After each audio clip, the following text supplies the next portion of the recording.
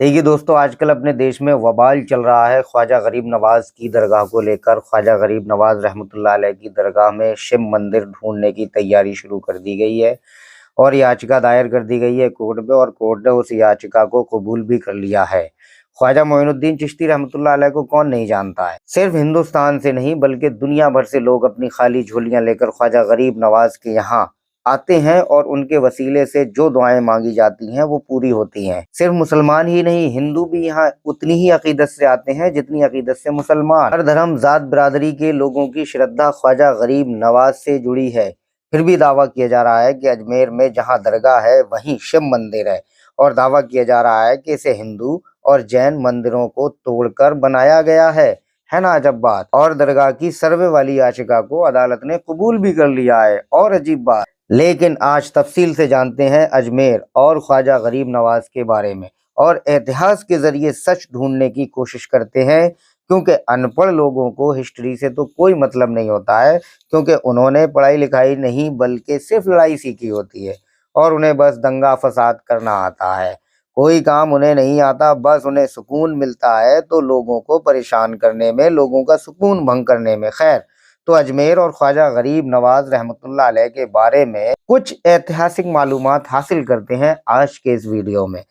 तो अगर आप लोग चैनल पर नए हैं, चैनल को सब्सक्राइब कर लीजिए, और आप लोग वीडियो को लाइक जरूर कर लीजिए, और अपने यार दोस्तों के साथ इस वीडियो को जरूर शेयर कीजिए, क्योंकि ये वीडियो बहुत ही ज्यादा इंफॉर्मेटिव होने वाली है। आज के इस वीडियो में सबसे पहले हम अजमेर की बात करते हैं। अजमेर, जिसे हम मोहब्बत और अदब से अजमेर शरीफ कहते हैं, हिंदुस्तान के राजस्थान का एक जिला है।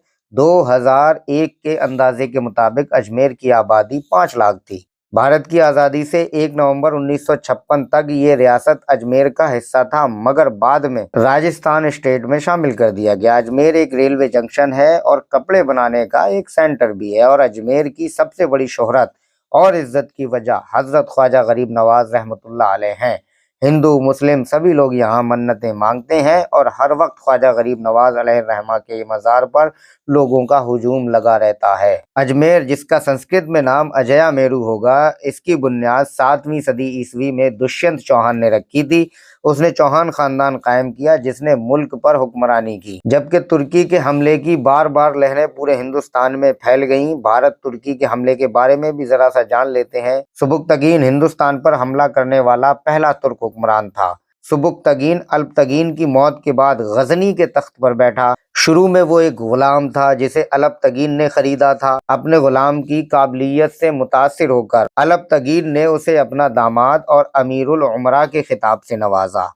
उसी ने 1986 ईस्वी में जयपाल पर हमला किया और जयपाल को शिकस्त दी और फतेहयाब हुआ। जयपाल की सल्तनत सरहिंद से लामगान यानी जलालाबाद और कश्मीर से मुल्तान तक फैली हुई थी, और उस वक्त शाही हुक्मरानों के दारुल हुकूमत औंध, लाहौर और भटिंडा थे। अब फिर से अजमेर के इतिहास पर आते हैं। अजमेर को 1193 ईस्वी में दिल्ली सल्तनत के बानी मोहम्मद गौरी ने फतेह किया था, और फिर उसने अजमेर को चौहान हुक्मरानों के हवाले कर दिया था। फिर अजमेर 1365 तक दिल्ली पर जागीरदार रहा, जब उस पर मेवाड़ के हुक्मरान ने कब्जा कर लिया। सन 1509 ईस्वी में अजमेर मेवाड़ और मारवाड़ के महाराजाओं के बीच झगड़े की वजह बना, और फिर फाइनली 1532 ईस्वी में मारवाड़ के हुक्मरान ने इसे फतेह कर लिया, और फिर 1559 ईस्वी में मुगल बादशाह अकबर ने अजमेर को फतह किया। हालांकि कभी कभार बगावतें उठती रहीं। कुल मिला के 1770 से लेकर 1818 तक अजमेर जद्दोजहद का मंजर रहा, और फिर सन 1818 में मरहटों ने अजमेर को ईस्ट इंडिया कंपनी को 50,000 में बेच दिया।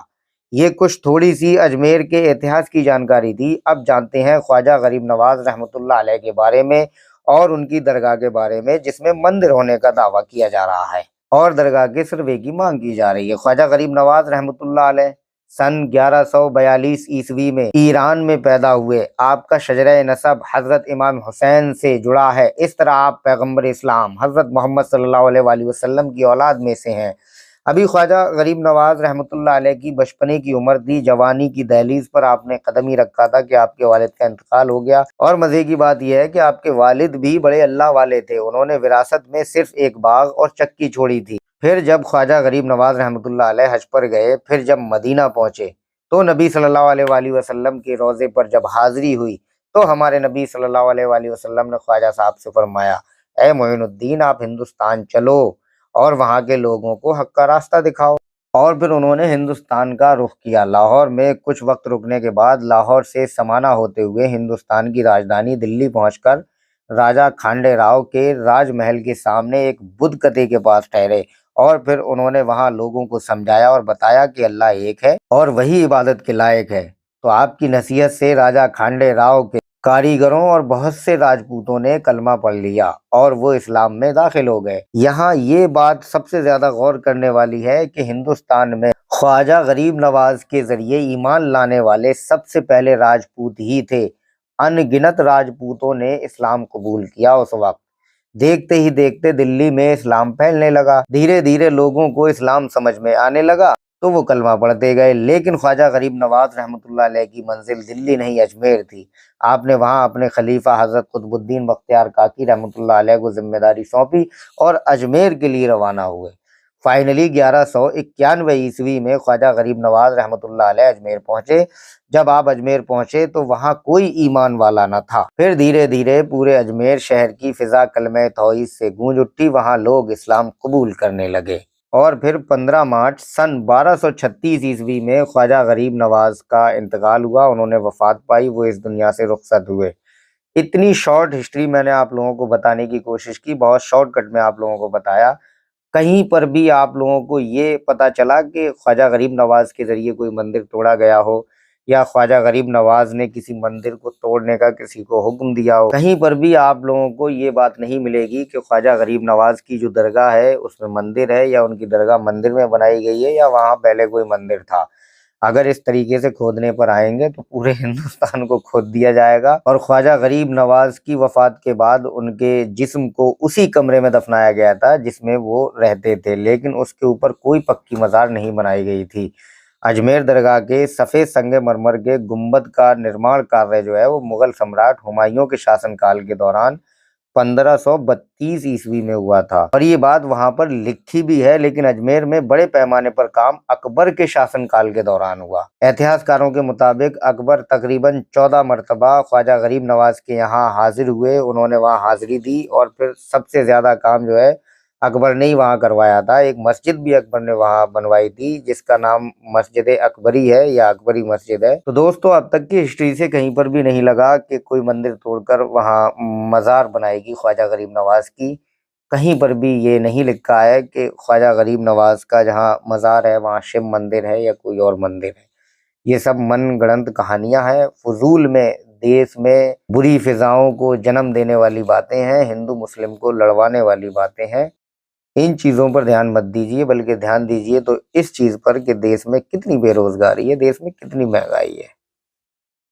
بہرحال اگر ویڈیو آپ لوگوں کو پسند آیا ہو تو ویڈیو کو لائک کیجیے اور کمنٹ ضرور کیجیے، اور مجھے بتائیے ضرور کہ آپ لوگوں کو یہ ویڈیو کیسا لگا۔